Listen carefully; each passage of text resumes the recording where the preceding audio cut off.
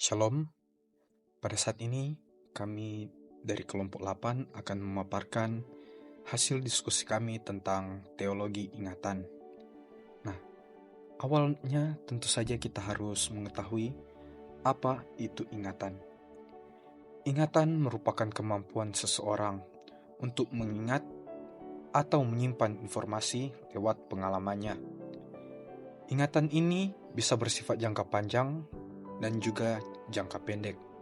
Dalam jangka pendek seperti mengingat sebuah nomor telepon, dan dalam jangka panjang seperti mengingat pengalaman atau momen yang penting dalam hidup seseorang. Nah, kita masuk dalam pembahasan tentang teologi ingatan. Perintah untuk mengingat tentu saja menjadi bagian dari teologi ini, apalagi bagi umat Kristen. Umat Kristen diajak untuk mengingat identitas mereka dan karya penyelamatan Allah melalui kehidupan, kematian, dan kebangkitannya. Di dalamnya, liturgi menjadi respon iman terhadap ingatan akan karya Allah. Mengingat ini menjadi suatu hal yang penting karena ini merupakan langkah untuk memutus suatu tindakan negatif atau ingatan yang menyakitkan. Nah, ada juga beberapa pandangan terhadap teologi ingatan ini. Yang pertama, menurut Johann Baptist Metz, mengatakan bahwa inti dari teologi itu berasal dari ingatan yang menuntun umat manusia yang disebut dangerous memory. Ingatan dapat menjadi berbahaya karena ini dapat melepaskan kita dari masa kini, menyadari kenapa masa kini terjadi, dan mengambil tindakan untuk masa depan. Ingatan ini menjadi berbahaya karena dapat mengubah persepsi kita akan masa kini dan mengambil tindakan atasnya. Yang kedua, menurut Alexander Schmemann, mengatakan ingatan tentang kerajaan Allah datang dengan ingatan akan salib. Ingatan ini bukan hanya apa yang terjadi di masa lalu, melainkan juga masa depan yang dijanjikan Allah kepada manusia.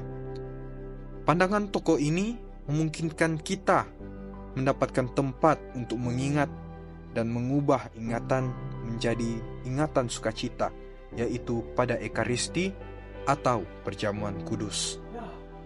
Lalu ada juga tokoh Miroslav Volf tentang mengingat dengan jujur. Ada 3 alasan untuk mengingat dengan jujur, yaitu yang pertama, mengingat dengan jujur adalah kegiatan yang dapat mempengaruhi sikap di masa yang akan datang. Yang kedua, menjadi pelajaran agar hal yang sama tidak terjadi lagi. Dan yang ketiga, agar dapat berperilaku adil dengan tidak menuduh mereka melakukan apa yang tidak mereka lakukan. Dari pembahasan tersebut, kami kelompok menarik kesimpulan, teologi ingatan memiliki peran yang sangat penting dalam kehidupan umat Kristen. Karena melalui ingatan, umat diajak untuk menyadari identitas dan karya keselamatan Allah. Liturgi dan praktik iman menjadi bentuk nyata dari ingatan ini. Para tokoh seperti John Baptist Metz, Alexander Schmemann, dan Miroslav Volf menunjukkan bahwa ingatan tidak hanya bersifat personal, tetapi juga teologis dan transformatif. Metz menekankan bahwa ingatan dapat menjadi dangerous memory.